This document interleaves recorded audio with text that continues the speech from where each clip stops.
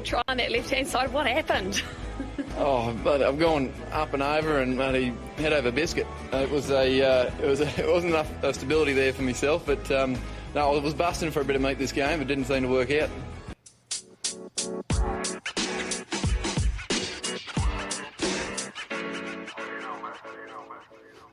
Hello, cheers, and welcome to the Scrum of the Earth podcast, the weekly show for news, reviews, great interviews, and so much more all about the world of rugby. My name is David Lawrence. I'm an American rugby fan who follows the game wherever I can find it all over the globe. If you'd like to get in touch, well, I'm easy to find on all your socials, and you can always just drop an email to thescrumoftheearth@gmail.com. Well, as you have certainly deduced by now, this is not your usual weekly episode, but is in fact yet another bonus episode. This week, I am thrilled to have a brand new guest for you. So recently, I was searching online, and the terms I was using was Best Connacht Rugby Podcast. And everywhere I looked, the answer was the same. The answer was, of course, the Craggy Rugby Podcast, pretty universally acknowledged as the best of its kind. Very excited to have Alan from that very show here with us today. Alan, I really appreciate your time. Welcome to the Scrum of the Earth. How the heck are you? I'm very well, David. Thank you for having us on. Yeah, great to hear that the Craggy Rugby Podcast is getting out there and people are starting to find us. Google certainly knows who you are. That's for sure. Oh, good stuff. Well, I'd like to think so. We're 10 years on the go, so. Well, there is a possibility that one of your compatriots, William, might be joining us, but he's, taking a well-deserved nap now. As you've told me, he's a Mets fan, and he's going to be starting a baseball game, the longest game imaginable, starting at 1:15 where you are in this morning. That's a diehard right there. He certainly is. He drove back from Belfast. We were back from the Ulster game last night. He did most of the driving because he knew he wanted to have a sleep so he could be awake for the Mets game. He's a huge Mets fan, so. Let's hope they do him proud and he can enjoy being awake in the middle of the night in Ireland as the Mets take on. Is it the LA Dodgers? Is that where they're playing? Or it is, yeah. Wow. It's funny because when I want to watch a sport that's in another country, it's always to the east of me. So I'm always getting up early rather than staying up late. So yeah. For my sins, I'm a Toronto Maple Leafs fan because that was the first ice hockey team I saw were the Maple Leafs. So I have to follow them and. Yeah, I'm always looking to get up on it. There's a kind of Torontonian who lives close by, and we get up every now and again to watch a bit of the Maple Leafs. So season's going to be kicking in soon, so I'll be looking forward to them trying yet again. And of course, the Leafs are the exact opposite of Connacht. Plenty money, big team. No, we're certainly not that. They are an iconic team. It's hard not to love the Leafs. The kind of team where you want to buy the jersey even if you're not actually watching. Yeah, exactly. And they break our heart, just like Connacht do. Well, we will have time to get to that. I do want to, if you could tell my listeners a little bit about the Craggy Rugby Podcast. As I said, I sort of just discovered it. I actually went back. I was listening to episodes from the end of last year, which of course turned into a painful reminder that Connacht dropped those last 3 games in a row. Yeah. So I actually went, you know what? And I went back to the game just before that when they beat the Dragons in April. So I managed to listen to that. Those were the days, right? Still in 6th place at that point and feeling optimistic. Yeah, we were. Well, like Craggy was the brainchild of a local journalist called Rob Murphy, and he brought myself and William in on the podcast. And our first game, actually, the first game we ever covered 10 years ago, was against the Dragons. Oh wow! So it was. I'll pencil that in for a win. It was just about, but we realized that nobody really covers Connacht. Like Connacht's only, for folks who don't know, Connacht there's 4 provinces in Ireland, and Connacht is the smallest by population. So Ireland's got about 6.5 million people in total, nearly 7, which we include Northern Ireland, and Ulster is part of Northern Ireland, so they get included. Connacht only has about 500,000 people, maybe slightly more. Wow. And rugby was the smallest of all the sports in Connacht. It was deemed non-sport non-gratis because it was a foreign game.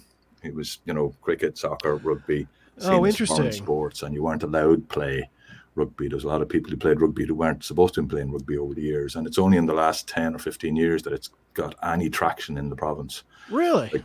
It's what when I started doing a bit of coaching in one of the local clubs here, when I arrived, I'm from the east of the country. I'm from Leinster originally, moved to England for a while, then came back to live in Galway, and it's the best thing I ever did. Fabulous place to live. Connacht is a fabulous place to live if you don't mind getting wet and being blown around by the wind all the time. Other than that, it's a brilliant place to live. And I love the place, and I love my rugby. And, you know, you go training, you bring kids training, and most of the kids were wearing Munster jerseys or Liverpool or Man United or something. Now there's Connacht stuff all over the place, and the big win in 2016 was a huge part of that. And rugby's now being seen as a cracking sport for sporting folk of Connacht to support. And we've been around, we've sort of expanded our little crew. So initially there was 3 of us, but now we've got, my son gets involved. He does a few of the stats. I'm the main stats person. My job within it. Rob is the main commentator for Galway Bay FM, who are the radio station who cover Connacht. They cover every single Connacht game. We travel, or sometimes we have to do it off tube. But for the most part, we travel to most of the games, do all the home games. William's the co-commentator and sometimes takes over commentary. We've got the Irish Times sport correspondent for the West for rugby, Lynn McKenzie. She keeps us all in check and all. Nice. Sorted as to, you know, making sure we don't lose the run of ourselves either too negatively or too positively. So it's great having Lindy involved, and a couple more guys, Dave Finn and Niall Packy Shields, who are involved in either radio or rugby locally. So we got a nice crew of people that we bring on and talk about. It started off with 1 podcast a week, where it was a match day podcast. Now, during the season, we'll do about 4 a week. Oh, wow. So we'll interview, William goes and does interviews with the coaches at the midweek press conference. So we'll take some of that and we'll throw that as a podcast, and we'll do a review of the week, because when you've just done a match and you've got your emotions up, sometimes our thoughts are a bit too emotional. So we like to do a midweek and be a bit more discerning about how we think Connacht are going. And then we'll get interviews with players, and we do after the captain's run, myself and William will go down and talk to one of the coaches about why the team has been picked, who's been picked, and what they're expecting. So that's so great. It's busy. And people find you on Patreon exclusively at this point? Or how else can at people... this stage? Yeah. We sort of gone, like we do have a website, CraggyRugby.com, so I post all the links up there. But Patreon.com/CraggyRugby, we throw the match day podcasts are always free. The other stuff, we ask people to pay a €5 a month or €5 a month, which is whatever that is in dollars and pounds and whatever is out there, just because we put a lot of time and effort into what we do, and we love what we do. We love Connacht. We love our rugby. We know that Connacht don't get the coverage that they deserve these days, especially when they're playing some of the rugby they're playing at the moment. But you also know that being the smallest of the provinces with the smallest fan base, it's natural that the national media here in Ireland would focus on Leinster and Munster. And Ulster have the BBC, they look after them. So it's just nice that we can do a little bit for our fans. I never even thought of that. Oh, wow. So this is my first ever chance to sit down with a fellow Connacht supporter. I'm really excited to get into it. So as you say, a fellow Connacht supporter, that's not an Irish accent. That's where's the connection? Like, have you got family history, or what's the story? Not at all. I don't have any Irish relative. It's weird because living outside of Boston, you're almost required to claim you're Irish. At least every March, everyone within miles of me is suddenly Irish. But no, I discovered, I started watching rugby in, I think, 2015. Super Rugby was actually the first competition I started watching, and then the very next one I discovered was, it must have been the Pro 14 already.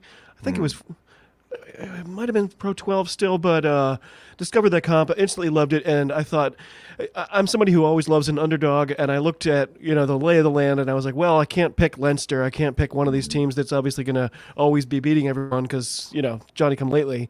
And something about Connacht, I love the attitude. I love the way they play. I love the kit.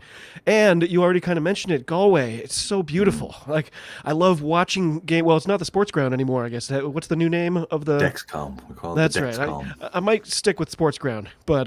Yeah, you're okay. Those games... The actual stadium hasn't been built yet, so, they're still in the process of building it. But it's a beautiful Actually, thing if you want to to watch. look behind me, you can see that clan terrace. That's the official sign that used to be over the entrance to the where the players used to run through to come onto the pitch. That was the sign that was on the terrace. So there was a separate building for their training facilities that they would run across a small, narrow service road and then under the stand or through the stand and onto the pitch. And that's the actual sign from the terrace. So one day the wind just ripped it off and you took it home? Well, they were knocking it down, saying, "Can I have that, please?" Because there's a few of us who have bits and pieces of it. Because you want some memorabilia. You want to be. That's very part cool. of the whole thing. Yeah, it's a beautiful game to watch. The like you say, the swirling winds. It makes you feel good to be at home, cozy, watching it, and it makes it so much harder for the players too, which kind of adds a layer of fun for me. But the view is incredible, looking out over Galway Bay, and there's seagulls, and you're always wondering if a seagull is going to get pegged by a high kick or something, and still waiting for that. No, we haven't had that. We've had the ball go through the goalpost and come straight back out again when Leinster were playing, and the wind was so strong, it went through the post and blew straight back again, which was an incredible sight. Because what's the ruling on that? What do the officials say? Because it broke the plane at the post, it actually counted as a score. But for a second, it didn't look like that, and Connacht took it and tried to run down the field, but the ref blew it and said, "No, that counts." Wow, so it's a pretty incredible place, and it is. It's an incredible place. It's known in Ireland. It's known as the graveyard of ambition, and that was to do with either the guards or the police force in Ireland. They're called the Gardaí. If you were stationed in Connacht or in Galway specifically, but even in Connacht or in the bank, if you were stationed in Galway, you didn't want to leave. You just because it was just such a great place, and you either fall absolutely in love with the place or you sort of go, "No, it's not for me," and you leave. But most people fall in love with it. Wow, that's a deceptive nickname. I would have thought it was going the other way. Well, that's very, very, very Connacht of us, I like it already. Alan, I'm curious, just as a sort of general overview, like what's been your impression of the URC this year? We've gotten through 4 rounds as of just maybe a couple hours ago when the Dragons finished up their match. What's your impression overall? Are you enjoying this year? Is it about what you expected? What's your excitement level? Yeah, it's as a Connacht fan, the fact we're playing great rugby is part of the fun of it. But just watching the results and seeing, so many different teams, like everybody's won a game, which is unusual at this stage of the season. Everybody's won a game, and only 3 teams? 3 teams haven't lost yet. Leinster obviously being the one because they're the big cheese, and I think the Bulls are trying to match them this year. And then, as you say, the Lions have had a good result today. It's good to see the mixture. You're looking at the top of the table. There's an Irish team, a Scottish team, a couple of South Africans, then more Irish, and even Cardiff have managed to get into the top 8 so far. Yeah. So it's a real mixture of a league, and you're never quite sure how a result is going to go from one week to the next. So it's pretty exciting to watch. That's one of the things I like about it. 2 weeks in, I think everybody's predictions were already on the floor.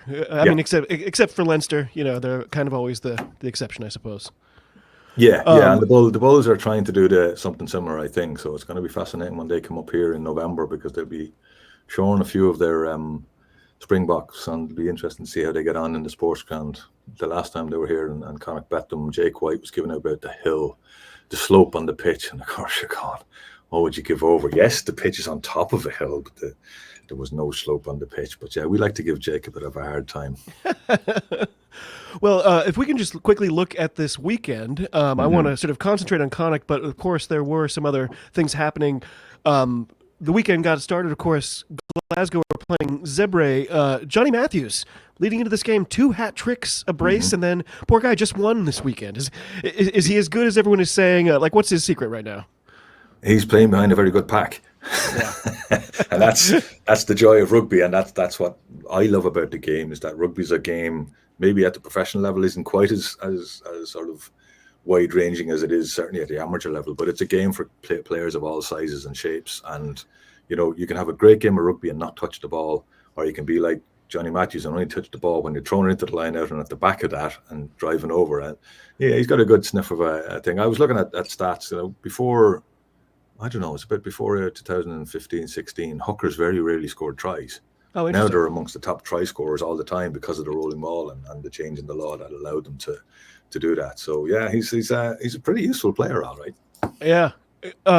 We had Cardiff versus Scarlets, kind of mushed those 2 teams together. The comms called this the Welsh Derby. I didn't know how the Dragons and Ospreys would feel about that, but it was an exciting one, 19-25, a huge win for the Scarlets. Did you catch any of that one? I saw some of it. Yeah, I was first of all, I was surprised that they were playing each other, having only played each other 2 weeks ago. I know. To played each other twice in 4 weeks seems a bit strange, but I would have thought they would have saved that for Christmas. Yeah, exactly. And then you're looking at the fact that we'd beaten the Scarlets with a last minute penalty last week. So I'm sorry. For us, it's great because it shows that that result was actually an even better result because they've gone to go to Cardiff. Cardiff's a really tough place to get a result. Full house, a I super think, win for and again from always with a slightly Connacht view of the world. That's good for us because it keeps Cardiff. It keeps us in line. I think it keeps us above Cardiff in the table. So yeah, we managed to stay above them. So happy with that result. It has to be said. Benetton got their first win of the year finally, beating the Sharks 38-10. What is going on with this schizophrenic Sharks team? I'll give you my theory. They won the Curry Cup.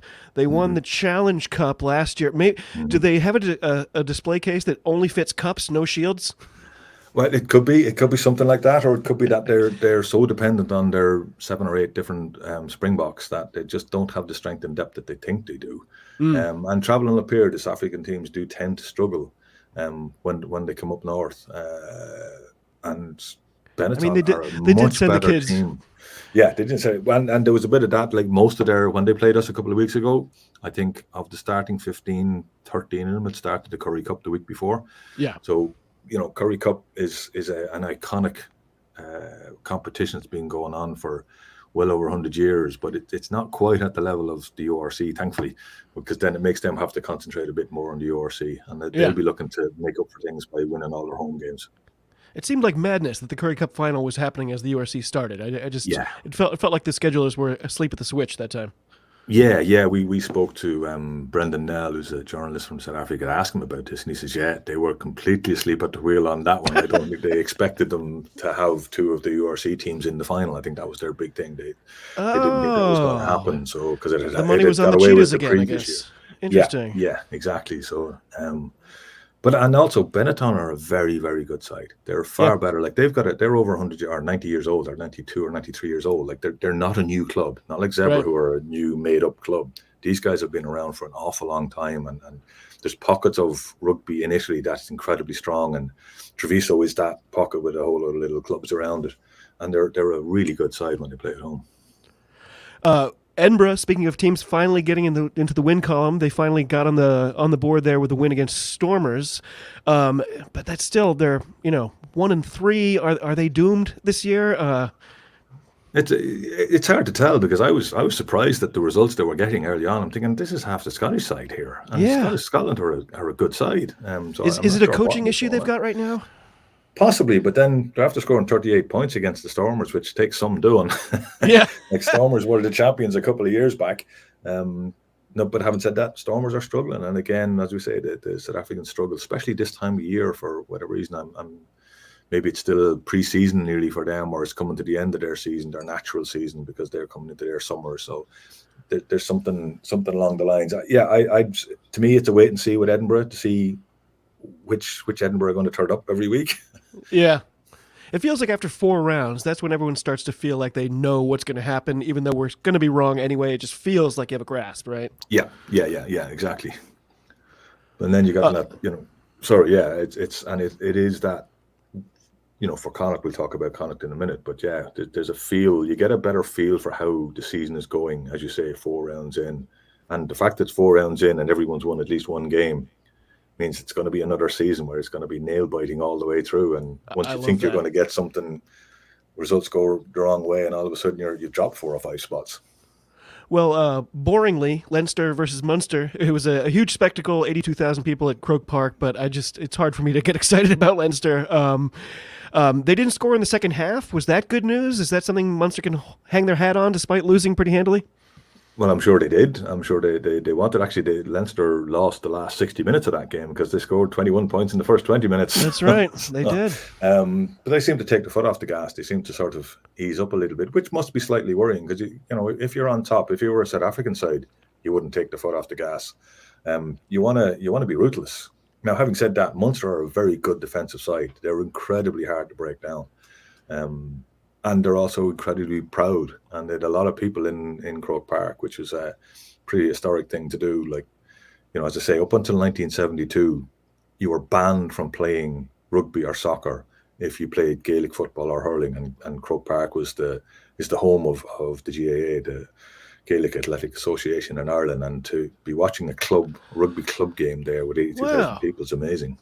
So this kind of thing doesn't really filter through where I am. So I knew this is a big deal because of the attendance. Just getting 82,000 butts in the seats was something I didn't realize this was like anti-tradition. I had no idea. That's pretty amazing. Oh yeah, it's and it's only if you look at Ireland have quite a lot of really good stadia, but they're all for Gaelic sports. So a Gaelic football field is quite a lot bigger than a rugby field or a soccer field. So I think it's about 130, 140 meters long. I don't know exactly. I'm not a GAA fan, which is just one of those things. I just haven't. I bad experience with it in my younger days and went, no, it's not for me. So I don't pay huge amounts of attention. But hurling is the game with the stick, and that is a fabulous game. That is just an amazing game, spectacle, and it's played on the same size pitch. But there was, the history of Croke Park is. It was the national stadium back in the 1920s when Ireland were trying to free themselves from the British Empire.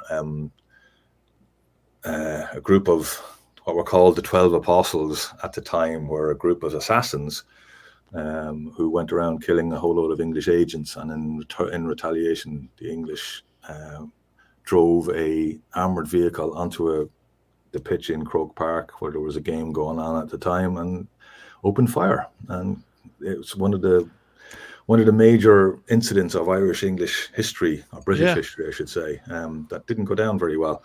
And so, as you can imagine, playing so English. Yeah, well, British. We call it British. It wasn't just the English; it was British. There's Welsh and Scots involved as well. So it's one of those iconic places where to play a foreign sport. I was there the first time they ever played a rugby match in there when Ireland played against France, when they were rebuilding Lansdowne Road to be the Aviva Stadium, and it was amazing. And then 2 weeks later, Ireland played England there. And what was most incredible was that when the English national anthem was played, when God Save the Queen was played, the Irish all sang it. It wasn't booed. It wasn't thing. It was a massive show of respect, and a massive show that, yes, we as a country, we've grown up and we're capable of dealing with the 800 years of hurt, which I'm sure if you've ever talked to an Irish person, that's what you'll always ever hear is. Oh, yes. That's part of our history. But it's not like you're making it up. So no, absolutely not. This is all there. But for me, sport is something that unites people. Yeah. Sport is there to talk. It's about what achievements people can do, men and women. I was delighted to see in your starting sequence there, you've got as many women rugby players in there as you do men. I'm a big fan of the women's sport. I have twins. When they were younger, they used to play rugby, mini rugby. When they got to the age of 12, my daughter had to stop because there was no rugby for her. Right. And she only had the choice of 2 or 3 sports where my son could do whatever he wanted. And I went, wow, this isn't right. So I'm a big proponent of supporting the women's game and whatever we can see. Well, it's not on the list, but you must be over the moon with the Irish results in the WXV. Like even 14 months ago, it was shambolic, and now beating the Black Ferns. How big a day was that for you? It was massive. It was like, wow. Yeah, and again, of course, it was on at a time of the day that we, it was 3:00 in the morning in Irish time. So not an awful lot of people saw it. But the next day, social media exploded and it became a huge thing. And then they followed up with a victory over your women folk over the weekend. No, as far as I know, that didn't happen actually. So yeah. Well, I tell you, I was staggered at the ferocity of both teams. Yeah. Like the sheer, because it's one of the things, people say, the women's rugby is no good. I said, no, it's different. It doesn't have the same level of physicality the men's game, which you would expect. But Jeannie Mac, that game at the weekend was ferocious. Oh, yeah. And cracking game to watch. And as you say, it's phenomenal to see how much Ireland have turned the corner in the last 12 to 18 months. It's amazing.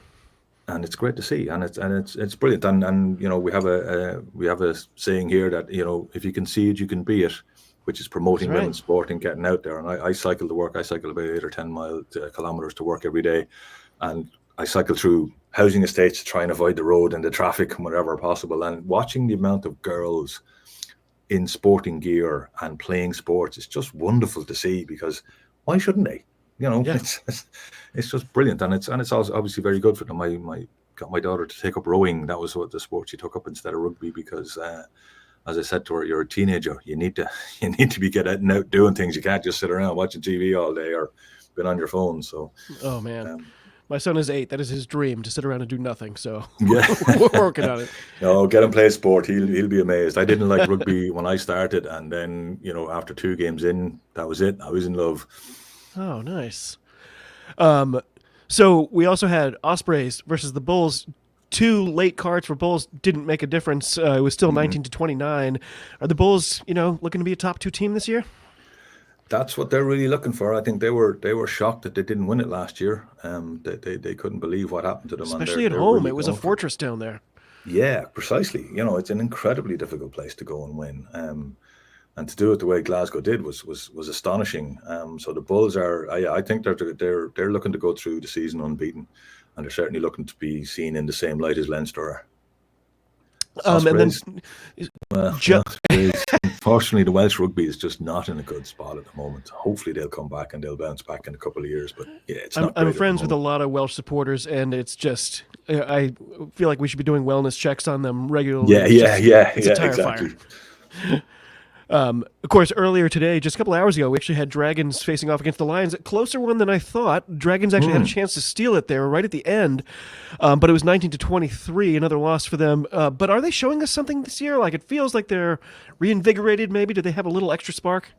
Yeah. Well, when you've got a player of the quality of Tane Basham bashing around the place as he does. It's a great rugby name. It is, isn't it? It really is a fabulous, and he's a cracking rugby player. There is something about it. Like, everyone goes on about the Dragons, they'd be the equivalent of Connacht allegedly, but if you look at their history of where, like, the Dragons are made up of Newport, crikey, I'm going to get this wrong now. Gwent. Yes, the Gwent Dragons, but there was Newport and one of the Ponties, I think. I'll get it wrong. I'll get into awful trouble for that now. But Pontypridd, I'm guessing. It's just a stab. I'm not sure. My brain's gone a bit. I'm going to hear about this tomorrow. But I'll have to apologize for getting that wrong. But you're looking at. I look at it from the basis of the history and how many Lions players, so the British and Irish Lions, Connacht have had 3 in their history. Newport had something like 27 or 28. Wow. They were a real full-on club, but they just didn't have the financial capabilities of existing on their own, and the joining up with them didn't work very well. So they're, but I still think there's a history there, and the Rodney Parade is a cracking place to go and watch a game of rugby. It's not the prettiest looking place, but the atmosphere there is brilliant, and it's a great place to commentate. The fans invariably turn around and give it out to us, and slagging us off about what we're saying about the match. So it's that's why you buy your ticket, so you can show up and make your voice heard. Well, precisely. That's precisely it. By the way, I don't know if you'll even think this is funny or not.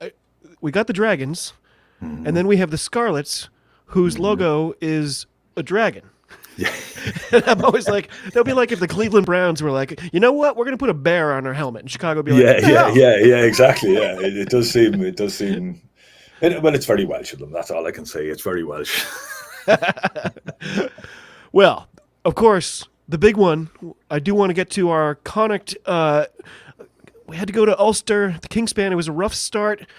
Connacht fought back to make it 19-17 at halftime, but the try that got us to that score, I'm going to say us a lot, I'm sure, that got Connacht to that score, the comms described it as a sucker punch. And I know what they meant, but is that a bad sign? If the times you're scoring, it's a sucker punch. If it's a surprise, that can't be good news for the Connacht attack. Well, the only thing is, my answer to that would be it was scored in championship minutes. So championship minutes are the couple of minutes before and after half time, and we scored one before half time and almost got one just after half time, but the ball was held up after the referee giving it. What I'm most impressed with Connacht have a brutal record in Ulster. Before 2018, they hadn't won there since 1960. Holy cow! They've won 3 times. 2018, then they won in the Rainbow Cup, and then a couple of years ago. And they should have won last year, and they could have won this one. Yeah. Not kicking the penalty when it was 24 all was just bananas. When they were losing by 3 points was just bananas. They needed to get to a draw. Whose decision was that? Who do you think made that? Players. Players. Oh, we asked. We've talked to Pete about it, and the players did. And the funny thing was, the players weren't given the option not to kick the penalty at the very end to get the losing bonus point. So, to the fact that we can give out of it, oh my God, they've done it again. They've lost a game they could have won. It was the same in Munster. My answer to that is twofold. I'm a stats person. We've got 2 bonus points against Munster this year. We've got 2 bonus points against Ulster. in their history, Connacht have never had more than 3 bonus points against the provinces right throughout the season. Wow. That's a huge great plus. stat. The guys are always giving out to me about stats that they're rubbish, but I go, no, that's not a bad one. We've played 2 games, we've got 4 points, so now Leinster is a different matter, but we'll come to them in a little while, I'm sure. But I love the fact that we have something that we lost last year. We lost our identity last year as the season went on. As you say, you had to go back 3 or 4 games before you found something. And the identity for me, for Connacht, is that we survive. We make it hard for teams to beat us. We keep fighting. We never give up. We're always there. If you go back into their history, like I'll show you my little mug here, since 1885 is when Connacht was first. The first match Connacht played was in 1885. Their second game was in 1898. Right? So, we survived. They must have been really sore after the first game. Well, there was a bit of that, I'm sure. There was something that happened there. But it's a case of, again, that history of, rugby was not seen as a sport that should have been played in this province. So, during the 1900s, I think we played 4 games. During the 1910s, we played 2. In the 20s, we played 1. It wasn't until the 1930s that we got more interprovincial games. Now, there was club games going on. There was small pockets of rugby being played. And as a little aside, I always like to tell, Ulster would not play against us because they didn't deem us good enough until 1938. And then we bet them in our first game. We don't beat them very often. So, it's annoying that we didn't win this game. It was there to be won. I think we played some great rugby. But the other thing we've got now that we didn't have, that we lost completely last year, is resilience. We're there. We are very resilient now. We're also back playing creative rugby, enjoyable to watch. And that's part of living in this part of the world, is that the weather can be so dank and dark and windy and whatever. You have to make the best of what you got. And last year at the end of the season, Connacht weren't, and now they seem to be doing it again, which is great to see. You kind of teed up this next question perfectly, because I've been wondering, is there an Andy Friend hangover? It feels like, when he was with Connacht, his reach, his sort of influence was so pervasive. The team sort of took on an identity that you could see as just a fan watching. Is that something that Connacht need to rediscover now? I think they're just about doing it. I think that's what's happened. I think what's if you look at Pete, and we interviewed Andy during the summer, and I asked him a question. I said, I'm looking at our team, and we seem to have lost a bit of our identity that you seem to have. And like Andy's of a similar age to me. He's past his 40s, let's put it that way. All the coaches that we have there are either in their late 30s or middle to early 40s. So they're all still trying to prove themselves. Andy was very comfortable in his own skin and was a really, really good man manager, and understood that players can only do the technical stuff on the field if their head is right off the field. And so was very approachable and managed things. And it was his style. His style was we're just going to keep going. We're just going to make this work and make the best of what we have.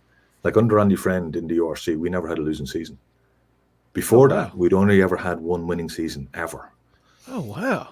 And even last year we managed to survive and not have a full-on losing season in the regular season with Pete. But if you look at Pete now, his whole demeanor has changed. And I said to Andy, do you get to talk to Pete much? And he says, yeah. He still comes to me for advice. And Pete seems to be stamping his view of the world and how he wants the game played and how he wants the team to be, much more now than he did last year. Last year, I think he was still learning that being the top dog brings an awful lot of other stuff apart from just the rugby. And I think he's got a much better hold of it this year. And it's going to be fascinating to see how they do next week and the week after, to see if this really good start to the season. Because when you look at the start to the season where you're away to Munster and you're away to Ulster and then you're away to Scarlets, and you're sort of going, well, we've had 3 away games and 1 home game and we've got 13 points. That's incredible. That's very unlike Connacht. So that there's definitely something growing. It's just a case of will they be able to kick on and take it and move on from here. That's a great point of view.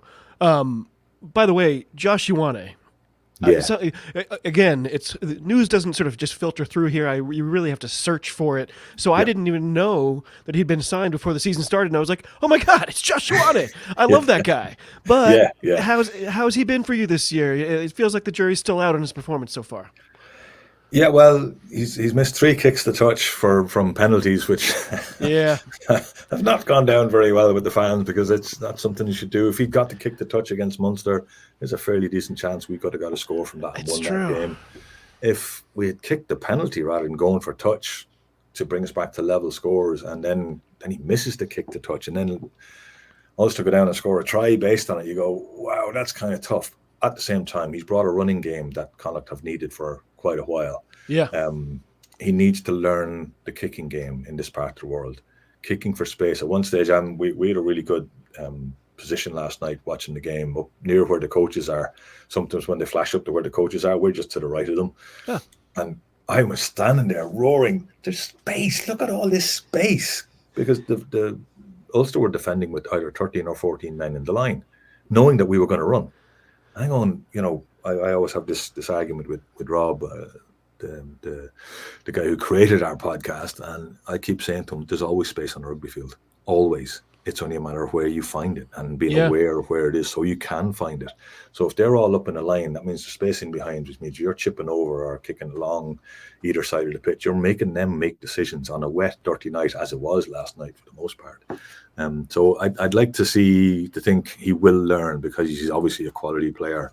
And the fact that he stood up and took that last penalty rather than giving it to Ford, who was on the field, said a lot for me. I was very pleased with that.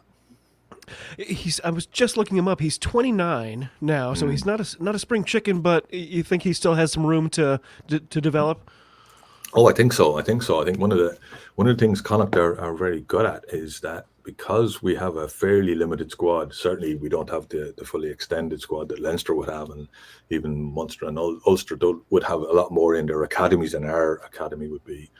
It means our guys get a bit more attention, and they can have more attention from the coaches. So, and we've got one of the greatest kickers of all time in my eyes, in Eric Elwood, who's a former Connacht coach, former Ireland great as far as I'm concerned, and used to give kicking displays that were just, it had to be seen to be believed. And I'd love to see him help out Josh and give him a few tips. Doesn't have to do too much, but I think you can see the obvious talent that he's there, that he'd probably want to take a bit more on board. So you figure there's probably just an adjustment period going from Southern Hemisphere style, from Super Rugby style to the Northern Hemisphere. Yeah.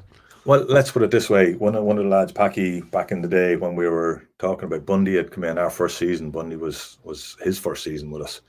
And at the end of that season, Packy was saying, I'm not sure about this Bundy Aki lad. That's, that was a whole season. It takes time to adjust. Like they have moved to the other side of the world. Like it's a huge change. It's a massive change. And, it's a case of sometimes we expect a bit too much. They're only human. Yeah. Give them a chance. Let them figure out the place. Let them figure out how different it is, because there is a difference in how we play the game. The styles are very differently, different. It's officiated differently. As somebody who tries to watch it all, it's completely different. It is, and then the weather has a huge impact, because people don't seem to realize. Even New Zealand, if you were to take New Zealand and flip it into Europe, the bottom of New Zealand would be just north of Paris, and Auckland would be below Madrid. Oh wow! That's so they're much closer to the sort of tropics than Ireland is. Yeah. And even though they do get wet weather and it does windy, it's not the same. There's definitely a difference, and they play a lot drier weather down there. So there is adjustments to be made. Ben Murphy, I was hoping you could talk about him. I think it's 4 tries in his first 4 games. What's been your impression with Ben Murphy? Yeah. Huge fan straight away. This is a guy who They said his dad used to play as well, is that right? Well, his dad is the Ulster coach. Oh. So there's a really funny I totally missed that. That's great. Yeah. His dad was talking during the week, and he was asked about his son, and he said, he's not giving anything away. He won't even tell his mom. And even though he scored a try last night, his dad said the fact that Ulster won means he's allowed home. So things can get complicated around Christmas time. Well, it will be now. Yeah, very much so. I'm just going to look up one of my. Before I give my stat about Ben, I just want to make sure I've got it right. I keep numerous stats on all the players. So I got to say, he looks 15 years old, but I love his energy and his confidence out there. Yeah. No, he's I think he's excellent. We had heard during the off season that he was absolutely flying and that he was breaking all the records that they had in there for speed and his speed around the field and his ability to do all sorts of bits and pieces with the ball that we just weren't aware of. But he played 14 times for Leinster and started 3, including against Connacht last season. And 7 games last season. So like Leinster did think this guy was good, but he felt his road was blocked, and he came here to be the number one, and he's doing a hell of a job. And of course, we've got Caelan Blade gave the pass to Kieran Frawley to beat the Springboks in last July. So we've got him sitting in the background coming off the bench, who I still think is the best scrum half to come off the bench in Europe at this stage. And of course, we've got Matty Devine, who's just been with Emerging Ireland, and looks as though he's going to be an absolute baller, as one of the guys would call him. So yeah, we're looking at Ben's got a set of standards the others have to come up and meet, and it's wonderful to have a scrum half who can do what he does. Well, Ulster in this game, they were keen to capitalize on discipline issues. The comms kept bringing it up. Is that a long-term concern? And by the way, why is Mac Hansen starting fisticuffs, out of bounds? Why is he doing stuff on the sidelines? Well, if you look at the reason he did it was that the Ulster players were sort of jamming Ben Murphy's head to the ground, and you're going, that's not allowed. You can't do that. He was looking after his own buddy. I saw that as a good positive. I know we lost a try for it eventually, but it was a sign of the players coming in that this is a tight-knit unit. My worry with Mac was that he got a bang in the hip fairly early on last night and was limping around. And I think John Cooney's try sort of came from the fact that he wasn't fit enough to get across to tackle him. We had a 6-2 bench, which means we couldn't really take him off too early, which is annoying. And he's still struggling with his shoulder.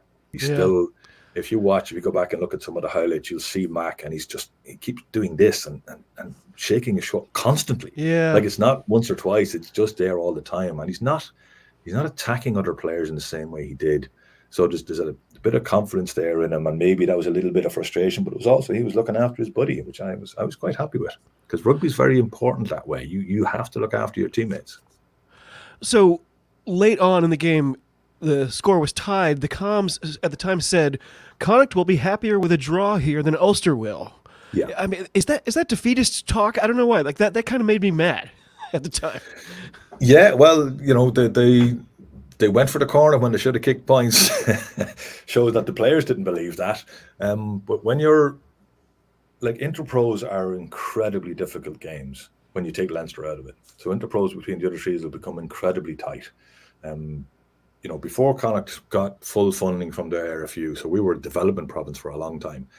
In 2012, Connacht got full funding from the RFU, and we went from winning less than one game on average against the other provincial sides a year to now averaging 2.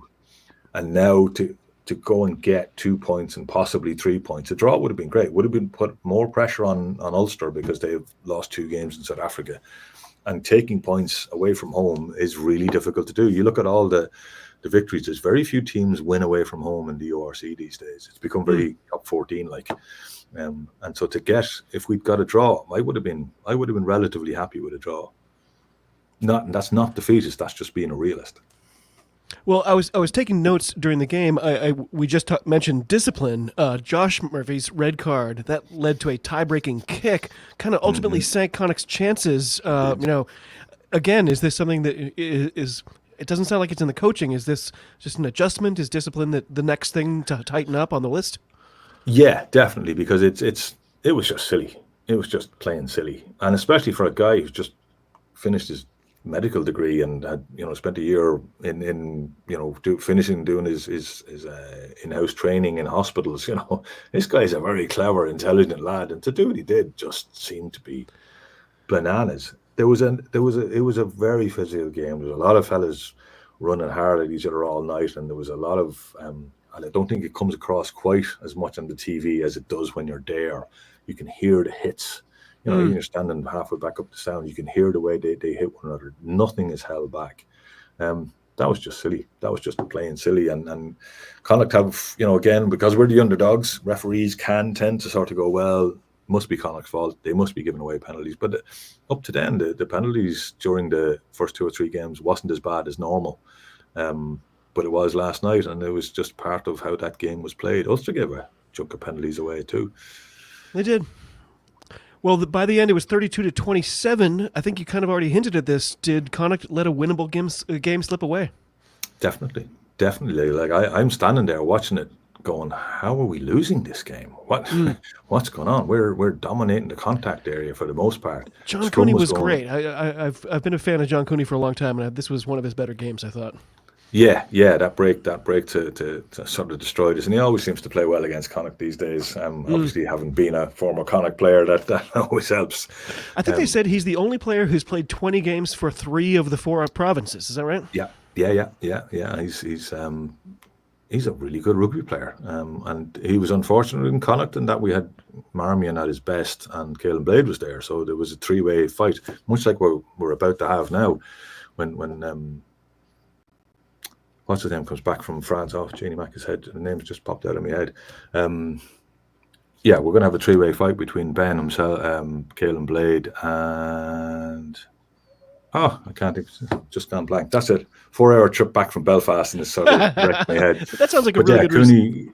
Cooney's a fabulous player and knows how to guide a team around the field. And also were really ruthless when they got themselves into scoring positions, especially with their forwards, who are now coached by Jimmy Duffy, who's a former Connacht forwards coach and is a high quality coach. And I can see him getting dragged into the Ireland setup at some stage because he's a seriously high quality coach. And they were really ruthless when they get into our 22. If you were the head coach after this game, it's a game that you could have had. You had these discipline issues. What are you telling the players in that locker room? Are you raging and telling them this has got to change? Or is it, okay, guys, this is good. We were close. Let's keep building. What's the message to the players after a loss like that? I think it's the fact that they managed to eke out a bonus point, a losing bonus point, as well as the try bonus. You can take that as the positive. And then, as you say, discipline is so important. Holding on to the ball, being aware of where the ball is. At least 3 occasions, the ball came squirting out the side of rucks, and they capitalized and went down the field and managed to score at least once off one of them. So just being a little bit more patient about how they're playing the game, which should then help with the discipline. But playing, we're into our 3rd Interpro. We're only 5 weeks into the season and we're playing our 3rd Interprovincial. It seems bananas. Again, the scheduling, it's weird. Yeah, it's very strange scheduling. But from a point of view, it's really interesting. We sort of got the season up and running, and then we're going to play the Dragons, and that'll be okay. And then we've got a 4-week break, and you're sort of going, because I'm a Connacht fan. I'll obviously watch Ireland, but I tend not to go to the Aviva. I like to stand to watch matches, and you have to sit down in the Aviva. I prefer to be standing watching a match. I think you can support. You have to be sitting down. Is it? It's an all-seater stadium. Yeah, it's an all-seater stadium, so you have to sit down to watch the match. What do you mean? Like you're if the people in the seats are standing up, they're told to sit down?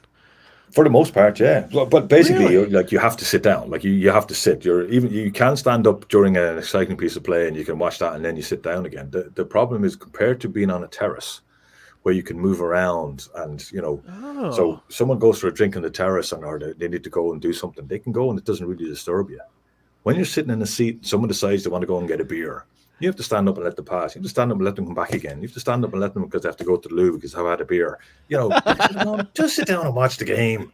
And I can't deal with that. I'm there for the sport. I'm not there to be entertained. I'm not there for the experience. I'm there to support my team. And part of that is being so involved in the game that you shout at the right moment, you cheer at the right moment. You show encouragement when you can, again, at the right moment. But if you're sort of watching a guy walk by with his beers, you're missing the moments, That's a great point. But I'm good friends with Craig Manson from the Scottish Rugby Podcast, and you're speaking his language. You two are soulmates in this. The people there's a few of us left. Making you stand up to go get their beers. It's like, okay, buddy, that's 3. Can you sit? Yeah. Like, you've spent money. You spent good money to go and watch a game, and you spend your time going getting beer. It's 40 minutes. Like, go at half time. It's 40 minutes. Or you think, and watching them do it while there's a kick being taken, or the game is still going when they're actually playing. I get it if there's a scrum, you're going to get about a minute and a half during a scrumming. Ref calls a scrum. You've got a good solid 90 seconds before anything happens. Yeah. By the time the props figure out that I have to do this and this. Just get on with it. Go back and look at some of the highlights of YouTube from the 1980s or the 1990s and watch when a scrum is called and 15 seconds later the ball's out with the backs. You're going, wow, can we have that back, please? So I'm a founding member and a season ticket holder for the New England Free Jacks in Major League Rugby. And, one of the problems in our little stadium is the sections are incredibly badly labeled, almost not labeled in a way. And so, especially the season before this one, for the first 20 minutes of the game, people are still coming in. They're slowly walking in as if, like, again, I'm with you. I'm like, there's only 80 minutes of play, and you're going to walk in 20 minutes late. I don't understand. But then they come in, and they're facing the wrong way, and they're kind of standing in front of you, and they're pointing, and they're saying, excuse me, where's the... We literally moved our seats back 4 or 5 rows just to stop having to answer the questions of the people looking for their seats. And I built signs and hung them on the different areas, which worked incredibly well, by the way. And I probably would have gotten in trouble for it if they'd known. But anyway. Oh, very good. Did Tig Leader play with the Yes, he did. He's I think he's off being a kicking coach now. He is. He's doing a great job in NFL. I coached Tig back in the day, back in Gold Regions. I would have been one of his coaches. Yeah, when he was a kid, when he was quite young. I didn't teach him to be the rugby player he is. Thankfully, he learned a lot more than the rubbish I tried to teach him. But I've got his T-shirt. They did a series of T-shirts sort of based on individual players, and Tig Leader was one of the first ones. Ah, brilliant! Great guy, brilliant guy, really, really good guy, and sounds great. I think you got it's amazing the connections. It's amazing all these little connections. I know, right? Well, it's funny too because when the Free Jacks got admitted into the league, the deal was like, well, you can be part of this, but you're not going to play in the actual regular season yet. So we had this special exhibition series called the Cara Cup, and so a Connacht A side and an Ulster A side. Oh, that's right. Yes, came, and so I got to see some sort of fledgling Connacht players at the time. It was pretty great. It was a miserable day. It was freezing as hell. So it was an Irish West of Ireland day then, yeah. So I'm curious. You might be in a position where you don't want to answer this in the way I'm intending it. So you've been a Connacht supporter longer than I have. I've discovered even in this amount of time, it can be frustrating. It's obvious that Connacht are at the bottom of the pecking order as far as the IRFU is concerned. All that money, those resources that teams like Leinster get, they're never coming our way. Well, I'll correct you on that one. We get the same level of funding from the IRFU now as Leinster do and Munster and Ulster, but we don't have the corporate capabilities to generate the extra funds that they can. Okay, that makes sense. Well, not too long ago, I was lucky enough to talk to Bernard Jackman on this show. Oh yeah, and he was so great. I really appreciated his time as well. And I just asked him, what keeps fans like myself coming back week after week? He didn't miss a beat. He just said hope. It's like it was on the front of his brain. He just said hope. What do you think about that? And what keeps you coming back week after week? Is it possible to maintain hope when you see that landscape around you? Yeah, I think it is, and what's really hopeful now is that you watch. I literally cycle past the stadium every day, and watching it grow into by the time the new stadium, the Dexcom, has finished, hopefully middle of next year, the stand and whatever is great, but the high performance facility they're going to have beside it, along with the gym they already have, a half-size indoor field. With everything that goes around it, we are actually going to have the best facilities of all the provinces in one site. Oh. Now, Munster have theirs, but they have to travel between Thomond Park and the University of Limerick. The same for Leinster. Currently the RDS is being done up, which is why they're playing in the Aviva, and they played in Croke Park because they could make more money that way. But they're based in UCD, the University of Dublin. And I'm not sure exactly where Ulster do all their extra work, but they do an awful lot of it in the Kingspan. But they have to go other places to get to their indoor gyms sections, and we're going to have it all in one place. We're going to have a world-class facility in Galway, in the poorest of the provinces, in the smallest place. And there's hope there that what we have now, we've got a whole bunch of young players. As I say, when I joined first, nobody wore Connacht gear. Nobody was interested. Actually, Tig and Dara used to do the scoreboard. So back in the day when I first started, There was three, where the clan stand was, there was just three concrete steps. There was a wooden scoreboard. Tig and Dara used to do the scores. Wow. And they used to shout for the opposition. And I asked them, why are you shouting for the opposition? And they said, well, Connacht never win. And at the time, they were right. There was a period between 1964 and 1979 where Connacht did not win a single game against Munster, Ulster, or Leinster. Wow. That's a huge length of time. And even then, after that, they were winning. Drought. Yeah, and they were only winning on average one a season after that. You know, it's only in really recent times that Connacht have become somewhere where you can aspire to play for Ireland. Before you didn't. You were lucky to play for Ireland. You had to be 3 times as good as everyone else to play for Ireland whilst playing for Connacht. Now, Ben Murphy, as an example, has come down here because he knows he can get to the Irish squad whilst playing for Connacht. So there's definitely more to it now, and they're looking at, and you can talk to the players, they're all really inspired by what's happening, looking at this world-class facility being built around them every day. And the speed at which it's going up, it's really impressive. Like, it's like, wow, they've put another layer on. Holy cow. Look at this. Oh, there's a roof on there now. There's this, there's that. And it's great to see because, we are on the west of Ireland. We're on the edge of the world, literally. Next stop is New York. Yeah. Well, Newfoundland, but New York, you know what I mean? No, I've read that very thing. I love that. I picture people kind of peering out of the top stand like, Yeah. I can see the smog. Can we see it? Yeah. There's a great joke of an Irish guy meeting an American guy, and the American guy says, we're so good. We've got amazing buildings, from the top of the Empire State Building on a clear night you can see halfway around the world. And the Irish guy goes, yeah, on a clear night you can see the whole way to the moon from Ireland. That is a burn. I like that one. That's the sort of little tweak that we would take on that stuff and go, yeah, we can do that. And for us to see a building like that go up, and one of the, another thing that Connacht has, it's called a city, but like it's only got 90,000 people. It's not really a city. It's just a big town, but it's ours. It's got so much going for it. There's so much goes on in the place. There's 2 universities. It's the heart of culture of Ireland. There's so much culture happens here, musically, artistically. And then you got this professional sports team. There's only 4 professional sports teams in the whole of the island. Soccer's only semi-pro in Ireland. Really? And yeah, we don't have any hockey. We don't have none of the other teams are professional. The only thing that comes close to it is horse racing. Wow. But that's individuals. There's a few decent golfers out there, Pádraig Harrington or Shane Lowry, but they're not team sports. The only professional team sports on the island are the 4 rugby teams. I do have to say, Andy Farrell's reputation is he's picking Leinster players. Is that not true? Is that unfair? That's unfair. I think he picks the best players he sees fit. I don't think he's anywhere close to being as biased as some people would make out. Interesting. Because I think Andy Farrell is a fantastic rugby coach. I think he figures out how to get the best out of players, and he makes them better players. And you look at, I think if Andy Farrell was coaching Leinster, they'd have won the last 3 European Cups. That's, like they're the Leinster players. They seem to be a different beast when they wear the green of Ireland, and that comes down to him. And he plays, but he's right. Like Leinster have been in the last 3 European Cup finals. Right.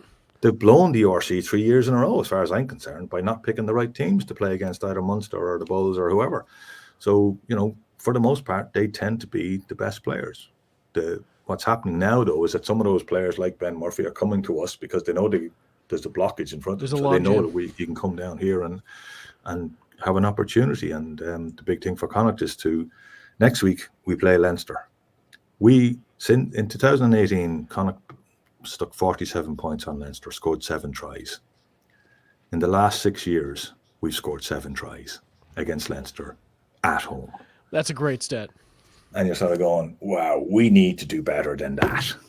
And the last 2 games have shown we're capable of being better than that. We didn't get fully over the line, but we got closer in each game. Next week is massive. If we can do that, makes Andy Farrell sort of look at us in a slightly different light. Well, it's interesting. You once again sort of teed this up for me. I recently on the show described Leinster as the most boring team on earth. I'm not an idiot. I know they're incredibly good. It's undeniable. Yep. but I just find it so boring. The only time they surprise you is when they lose. And that's kind of a weird thing to root for. That's not why I watch sports. Yes, of course. How do you deal with knowing that Leinster is always going to sort of be prioritized, is how it feels from here, by the RFU? It seems like they're the gem, and everybody else gets the leavings. But I don't think they are prioritized by the RFU specifically. No? I think the Leinster management got themselves together. So I'm from Leinster originally. That was my team. Back in the sort of 2000s, when Munster were going well and winning championships, there was a whole lot of fans called the Lunsters. So there were Leinster fans, Leinster people who followed Munster. Huh. And it was because Leinster didn't mean anything to them. So you had the schools in Leinster were the traditional core of the sport, and they still are. And they taught you how to play rugby. I played against them every now and again. I grew up in a town called Navan, which is about 30 miles outside, and we played provincial rugby. And our rugby was much more akin to how Munster played the game, which was, as we call it, boot biting bollock. In other words, just hard rugby, and, whereas Leinster played all the skillful stuff, and it didn't connect with us. And I remember when I came home back in '96, when I came back from Ireland, I went to a game down in Limerick between Shannon and Garryowen in the old Thomond Park when it was just a concrete building. It wasn't anything like it is now. But I was watching after 20 minutes. I went, wow, that's the game I recognise. I know that game. Huh. And so you had all these fans from around provincial Leinster who used to follow them. What Leinster have done as an organisation is go out and get these guys and get them back in following Leinster. That's why you got 82,000 people at a club game, because all these guys now follow Leinster because they've got a proper identity. They play the game. One of the reasons I support Connacht was my first game to watch Connacht play was against Leinster. I had not got involved in rugby. I'd only been here a couple of months, and I'm going, Sheenie Mac, I should really support Leinster. I'm from there. I've only just got here. I don't even know if I'm going to be staying. And three guys came around. I was standing on the clan stand as it was. I never like to stand on the main part of it. I like to stand in the quiet bits. And three guys came around, and they were very well dressed, and they were, okay, come on, Leinster, let's show these muckers how to play. I can't associate with that. And the real killer, or the real sort of thing that stamped it for me was that Leinster started off, scored 3 tries. I thought, oh my God, what have I done to myself? Then it started to rain, and Leinster lost. And I thought, I can't support a team who can't play in the rain. But this Leinster team can play in the rain, and they can do it. And they're boring, but it's because they're boringly brilliant. And that's, and that's come down to the whole organisation that they've put in there. And they've done a fabulous job. And it's up to the rest of the provinces to go and match that. And there's a template there. They've got the biggest population. They've got the best schools. They've got some of the best schools rugby players in the world. The whole school. People talk about the academy and the pathways just being far superior. Well, because the schools rugby over there is so brilliant, and they've got such a high quality schools. You'll hear the South African commentators talk about the Irish schools and how fantastic the Irish schools is, and then they got the pathway that goes with it. And it's up to, as I say, it's up to Connacht and Ulster and Munster to get their guys playing a bit more rugby, and then also attract more fellas from Leinster to say, come and play with us. You can still play for Ireland, because it's still all about Ireland. So talk me off the ledge here, because when I saw the news the last few months, oh, by the way, Leinster have signed Jordy Barrett. I was incensed. Am I just an irrational? And even worse, yeah. And, I mean, that seemed like a shot below the belt for Munster. But of course, he played what did he end up playing? 6 games for Munster in total, or something. I think they're over it, but I don't know. I don't think so. Him scoring a try against them the weekend didn't go down very well. And he even went back to the old haircut, but. I don't know, but you're never going to see Connacht sign Jordy Barrett. Connacht sign, this All Black. It doesn't seem like that's in the cards. Am I irrational about this? No, I think you're bang on, and I think the flip side to that is that they only have him for 6 months. Where are they going to play him? Who's going to be annoyed in the it's squad? Six Nations cover, right? So all the other teams are going to be struggling while their players are away for 6 Nations, and presto, they have an All Black coming in. Yeah, but they also have a whole lot of guys coming through who now looking at this going, well, wait a minute, when am I going to get to play? He's going to take my spot. Why have I to wait behind him? Why, so it's frustrating and annoying, but it doesn't always work. It should do. He's one of the best players in the world. It should work, and it should help them sort of get over the line when it comes to the URC, especially, if not also the Champions Cup, because he's got quality player. But Fine, during the Six Nations, he comes in and they might win a couple of games, which I probably would have won anyway. Where are they going to play him? Who are they going to play him instead of? You know, are you going to take out Frawley? Are you going to take out Ringrose? Are you going to take out Henshaw? Are you going to take out Hugo Keenan? Like it's almost like that's why I thought it was so weird too. Is I'm like, you're the team that doesn't need him. Yes, exactly. I think they needed Snyman. I think he will bring something to them that they probably need, but I'm not sure they needed Jordy Barrett. And he's also injured right now, so it's kind of a big question mark anyway. But yeah, well, exactly, and I'm sure they have insurance as to why they won't need him, and maybe it'll do them good.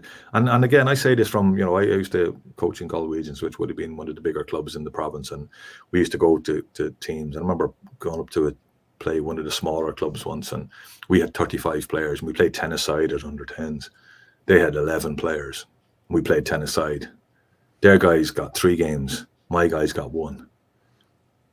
Wow. You know, so there's, yes, you can have all the money and you can have all this, that, and the other, but it also brings its own pressure and its own issues and politics and all that stuff that can go with it. So, you know, it's not all, you know, just because you have the money, it doesn't mean you have guaranteed success. You have to make sure the process is right. It helps, but you're right. So when Connacht did win the, you know, a previous iteration of this competition, I think it was the Pro 12 at the time. Was that 2015? 2015-16 season, yeah. Right, so that's, what, 8 years? Do you feel 9. like that's a reasonable cycle? Like, if a year or two from now, Connacht hasn't had more success, is that worrying to you, or? When you consider Connacht had never won anything in its history since 1885, another year or two isn't going to make much difference. Okay.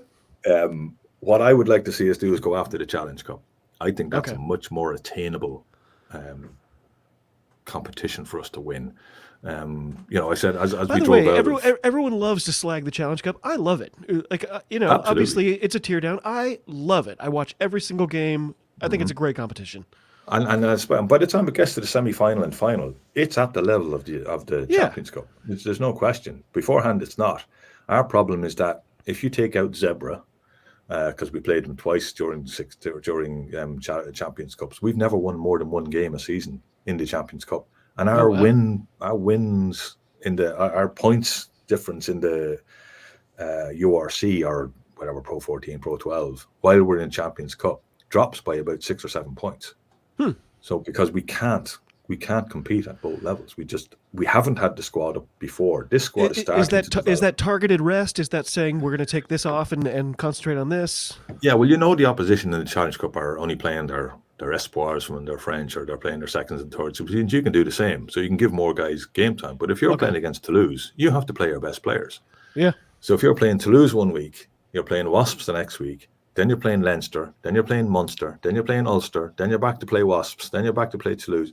Connacht don't have the capability of doing that. Right. Whereas if they're playing Perpignan and uninterested Worcester, then you can do things, and you can rotate the players a bit more. And you know, as I say, the squad are getting better and better each season. The signings we made last season are all proven to be pretty useful. I think Piers O'Connor settled in brilliantly. Josh Ioane has shown flashes of what he can be. Ben Murphy's been an absolute revelation. So Josh Murphy, apart from his red card, had, you know, given us a hard edge that we were missing last season. You could see on his face when they binned him too. He knew. He was like, "Oh, I can't believe I just did that." Yeah. Why did I do that? What was that all about? So, you know, he's still a fabulous rugby player and gives us an edge that we definitely need. So yeah, I'm always in hope, as Bernard would say. We live in hope, and for me, as long as we get respect, which we used not get, we definitely have respect now. You could feel it even in Ravenhill. You could feel the fans were worried, and the way they celebrated is always a sign of, wow, we got one over on a good side. That's huge. Winning at home, like getting away wins, is really difficult. We need to win our home games. We need to get some sort of result against Leinster. We should have beaten them last year, and we couldn't throw the ball straight into a line out. I remember. It's small margins. It's really small margins, and you're just looking for respect. You're looking to see if you can then produce the same sort of thing. Like we've had after, like the Dragons game is going to be fascinating for me, because we'll have had 3 interpros, and now we're playing the Dragons, who will have won one game probably at that stage. Right. So will we be able to bring our guys up? Because it's been a problem for years with Connacht. They get themselves up for interpro, but fall off the following week. Hopefully the likes of Josh Ioane will help bring us through and make sure we keep our... Because if we play like that, as we did last night for most of the time, other teams won't beat us. Yeah. They just won't, so there's a lot of hope. But then this is why we needed William if he'd been awake. He keeps me down. I'm Mr. Positive on the podcast. I'm always looking on the bright side. I'm always looking at the happy things. I will always look for the positive side. So you need William to bring it back down to reality. No. I'm with you. This is really good for my soul. This is fantastic. Alan, this is amazing. You've already given me more than an hour, which is more than I expected. Just a couple. Once I start talking rugby, I'll talk forever. That's my experience with most guests. It's one of the things that makes this so much fun too. You just I've gotten a lot better. But when I first started doing this 4 years ago now, I was so heavily scripted, and somebody would say something really interesting, and I would just plow on and ignore And now I've learned the most important thing I can do is listen and let the people that I've asked on do their thing. So it's been fantastic. I am curious, where do you put Connacht's performance this year overall? Is it right about where you expected, or are you seeing more? They like to say green shoots than you expected. I'm again Mr. Positive, but yes, we are much better than we were last year. Okay, we've got a similar record to where we were this time last year, but I think we're playing better rugby. I think we're far more resilient. This time last year, we would have lost to the Scarlets, we would have lost to the Sharks. We wouldn't have got a losing bonus point against Munster, and we definitely wouldn't have got a losing bonus point against Ulster. That's the difference in the size of growth of this team. The question is, can they now move it to the next level? And rather than just losing and getting losing bonus points, can they actually tick it over and get wins? The win in Scarlets was massive to go behind with 4 minutes to go away from home and generate a penalty, and then do the same against Ulster. If we can keep doing that, the result next week is that kick was an ice cold kick to win that thing. That was great. Yeah. Packy, the lads always slagging me at Mr. Stats. Against Sharks, Carl Ford missed his first kick in 15. So of course his 100% record was gone, but he's still at 93%. So I'm still happy with a kicking record like that, and to come off the bench and to kick that the way he did under that sort of pressure for a young man is. He's pure quality. Yeah, even the comms during that broadcast, they were like, "Well, their kicker's kind of already on the bench." But no, 40's special. He's pretty special. I keep getting myself into trouble because I keep going, why are we playing Bundy? We've got Ford. I think the team works better with Ford there than Bundy. I'm not saying Bundy's a bad player and gives everything, but I think the team just ticks a little bit better with Fordy on there. Well, you've again magically teed up what is my hottest take of the day, but I have just a couple more things first. So we already mentioned Ben Murphy. Who are some other players who have sort of caught your eye this year, who've jumped out for you? Well, Paul Boyle is back to his best. Paul Boyle is beginning to, he was on the verge of Ireland about 3 years ago, then got a bit of an injury, and then things just sort of went against him. But that guy is going to be huge. I think he's if he keeps going the way he's going, we'll see him in Ireland, and I'm glad to see you have a picture of Mr. Boyle there, right at the bottom of the screen.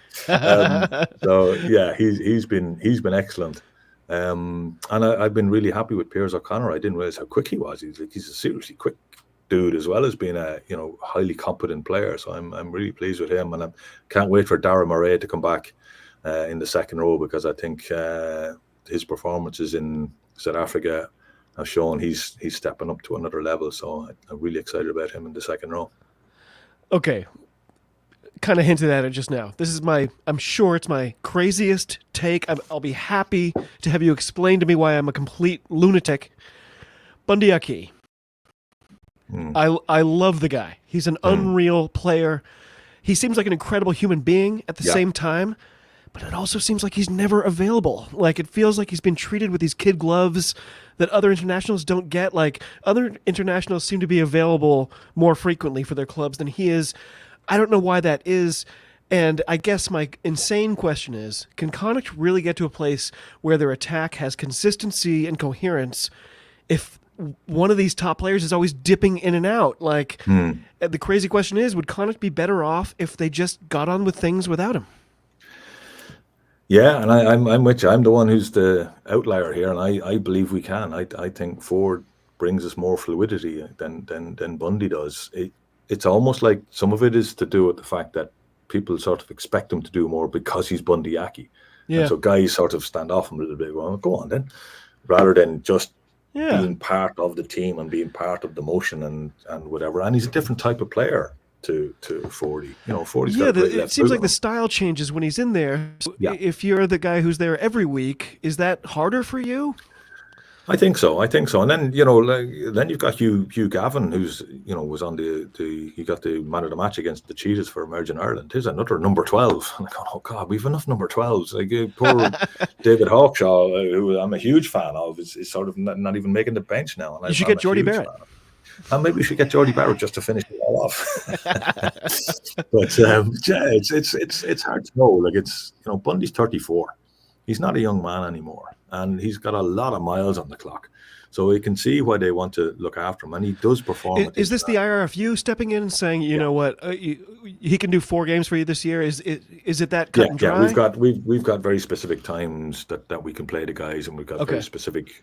They don't tell us exactly which games to use them, but they do say, right, you've got this amount of minutes that this guy can play.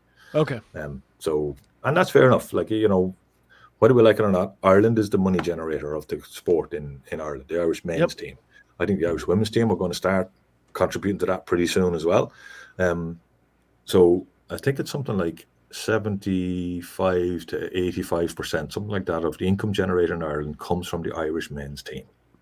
So they have to be number one. They have to be, no matter what, look after them. Yeah. And I have no issue with that when they're generating all that money.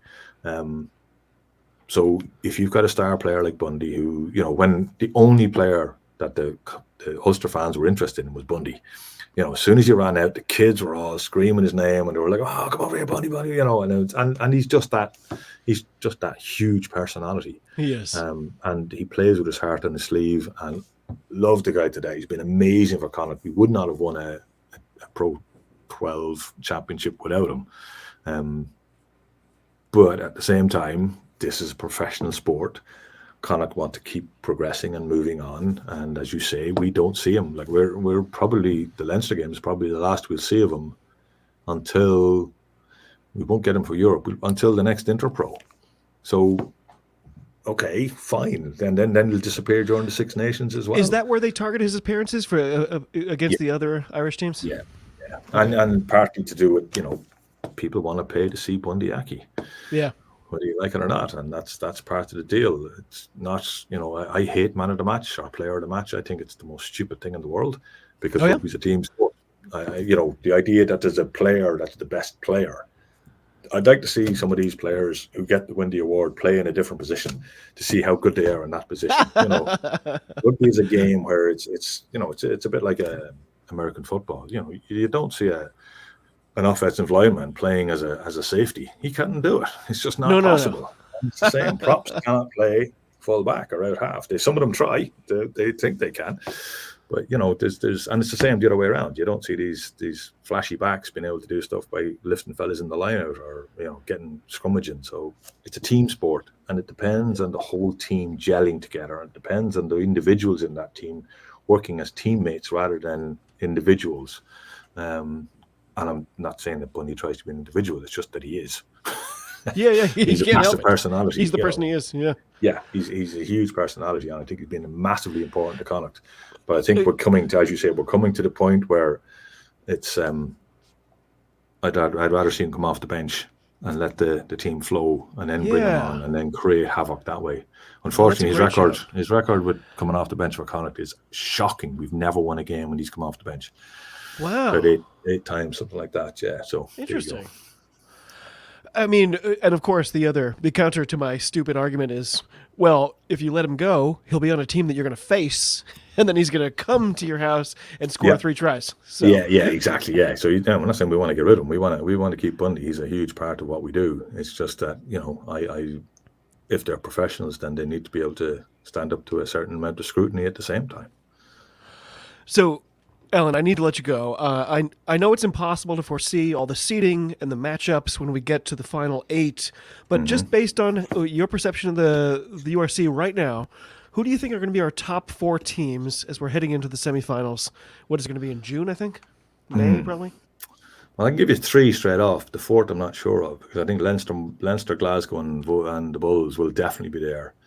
The Lions, I'm not sure. I'm not sure if that's a real position for them to be in with their 3 wins out of 3.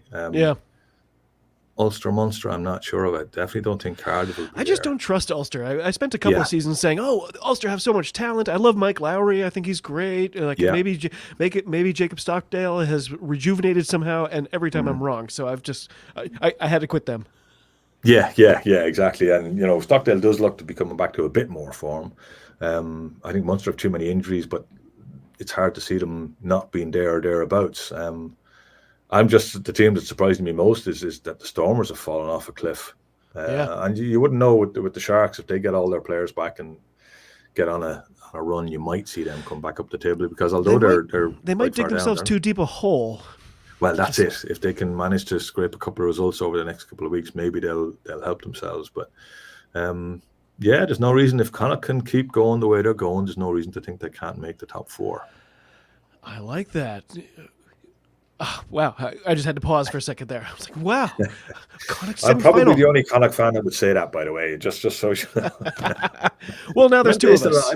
Now there's 2 of us. How many points we have now, and if we've played 2 interpros away from home and we've got 4 points, we win those interpros at home, wow, we're flying compared to where we normally are. It's really funny, because I think a big part of this is just being an American sports fan, where our main competitions don't care. There's no such thing as bonus points. The table points is not a thing in American sports. It's just wins and losses. And losses, and then head to head, and there's other tiebreakers. But there's no, we lost, but not that much. It's you lost or you didn't. So coming off a couple of losses where you feel like this is great is just it's a hard thing to adjust to. Yeah, of course. Well, it's the nuance. It's much more nuanced. William, because William's a huge American sports fan. He loves his baseball, and he'll for our midweek one, I'll get him to read out the results and the fixtures, and he'll read up the table, and he'll say, Leinster leading the table with 4 wins, and they're followed by Glasgow who are 3-1, and I'm going, no, you have to give the points. You have to tell them how many points they have, because the bonus points make all the difference. We lost out, I think 3 seasons ago, we missed out on a position because one of the teams had won 2 games less than us, but had 7 bonus points compared to... Ospreys, I think, did that to some teams last year. It was their bonus points, yep. Yeah, it's all on bonus points. So that's why I'm so excited about us getting 4 bonus points in 2 interpros. Because, I say, we've never had more than 3 in a season before. So we've only played 2. So who are your finalists in the URC this year? If things are going the way they're going, I can't say By the way, but everyone I've asked has said Leinster, including me. I don't want to say Leinster, but it's hard not to, right? It's very hard not to. Leinster and the Bulls. That's as things currently stand. Now, by Christmas, that might have tweaked and might have changed, but at the moment, Leinster and the Bulls, Neenan Barr is having a huge impact on how they defend. So he really is. And will the difference in that final then be which of those teams has home field? Yes, I mean, Glasgow did it in South Africa. Precisely. But even then, if it was the Bulls at home, I'd still give Leinster a real chance, because there's a situation where, for my formative years of following Ireland were the late 70s, early 80s, when we'd win every now and again. And then when I was a bit older, Ireland used to lose on a regular basis, and we were rubbish. Italy, one of the reasons Italy got into the Six Nations is that they had beaten us 3 times in a row without being a Six Nations team or Five Nations team. We were terrible in the 90s. And to see South Africa looking at us, to see us number 1 in the world is incredible. And to see the respect we get from South Africa, who would be the greatest nation, probably very close with New Zealand, as the greatest rugby nation in the world, is just amazing and phenomenal. Oh, hello. Got a little one joining us. Give us the peace sign. How you doing, buddy? Thanks, Wiley. Got a little distracted there. That's fine. No worries. That's important distraction. They're good. Yeah, I just don't want Leinster to win. I think I'm irrational about them, but on the other hand, I don't know. It's hard to feel good about the Bulls. I want it to be somebody that we're both. I want both of us to be wrong about this. I want it to Yes, be, absolutely. I want it to be Connacht. I want it to be, Yes. I don't know, Ospreys. No, that's not happening. No, that's not going to work. That's not going to work. No, I look at it from the point of view they haven't won it for 3 years at least. So that's okay. That's good. If we can go another year without them winning it, all the better. All the better. What's the most important thing you could add to any team? Like if your job became to magically make a team in the URC better, would you want money? Would you want a coach, or would you want an all-star player? That's a very good question. It depends on I'd coach, definitely coach, because coach can decide how the team is, and it sets the environment in which the team exists in. And then everything else develops from that. Money can only get you so far. I'm not a believer that money's the be all and end all. You need money, but it's not everything. It can cause as many problems as it solves. So it's not the be all and end all. And star players, well, then you get the Bundyaki effect, as we have. Sometimes players wait for him to do things because he's the star player. Well, go ahead and do it then, buddy. But a coach can define how a team is, sets the environment, sets the foundations for how he wants them to play, and then gives guys the opportunity to play, be the best that they can be. So yeah, coach. Alan, this has been absolutely fantastic. I appreciate your insights, the history. My whole mind has opened up. I realize that I have not done my due diligence in learning about the history of Connacht Rugby. It's fascinating. I'm so happy to have talked to you today. And by the way, you filled me with that same thing that Birch mentioned. Hope. I've got a little bit now. It's sitting there. It's burning. I'm going to keep coming back week in, week out.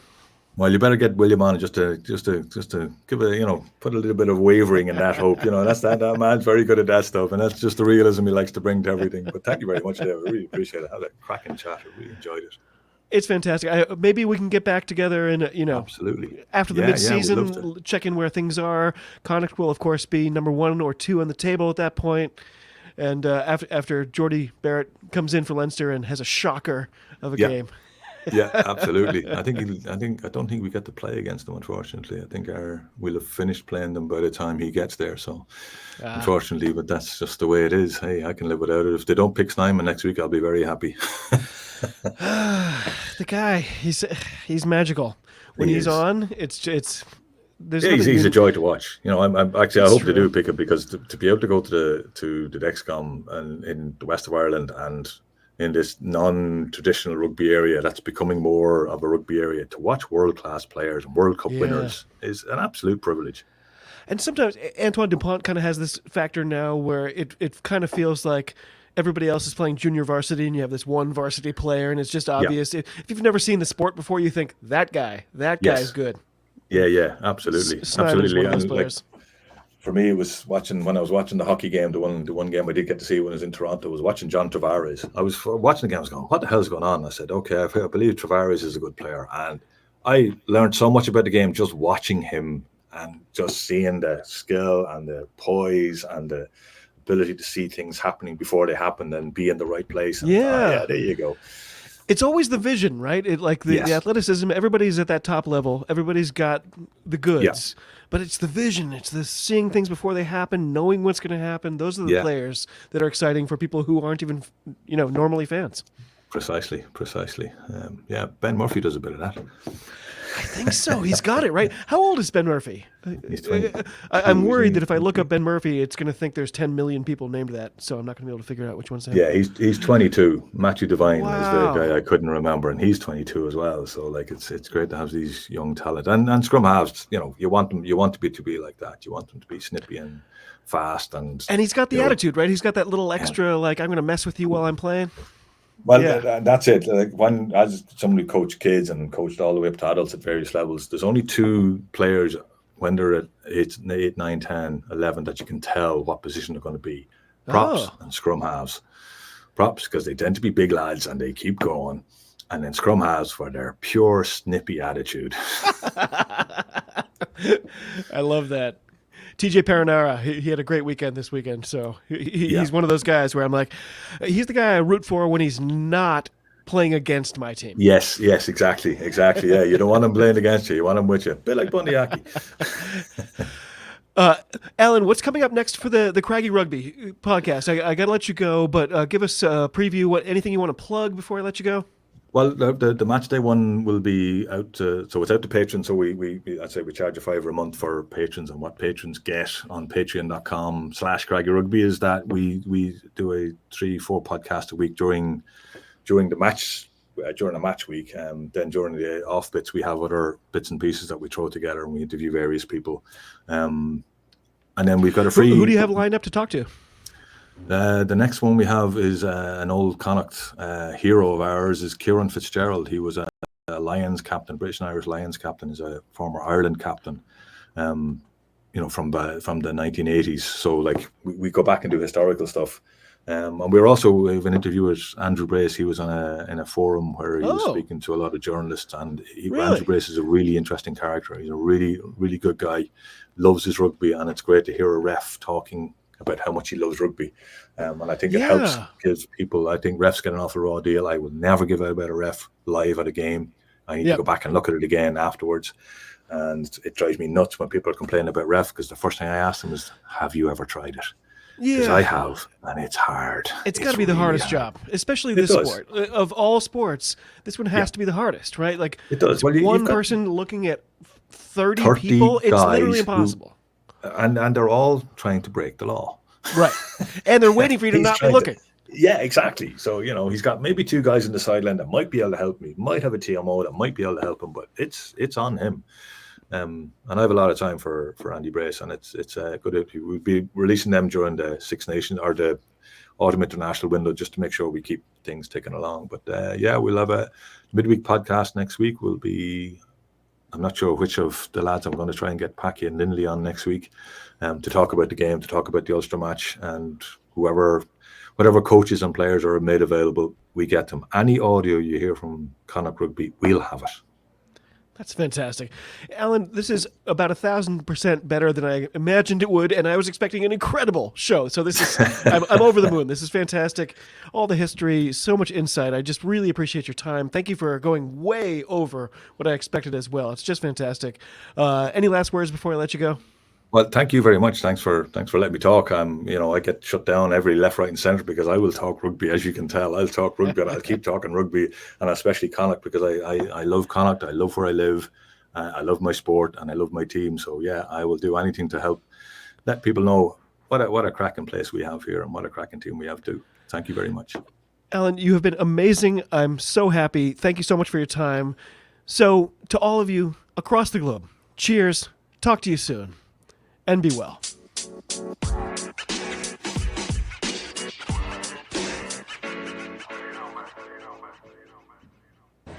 It gives me great pleasure to be here today. Oh, it does, Nate.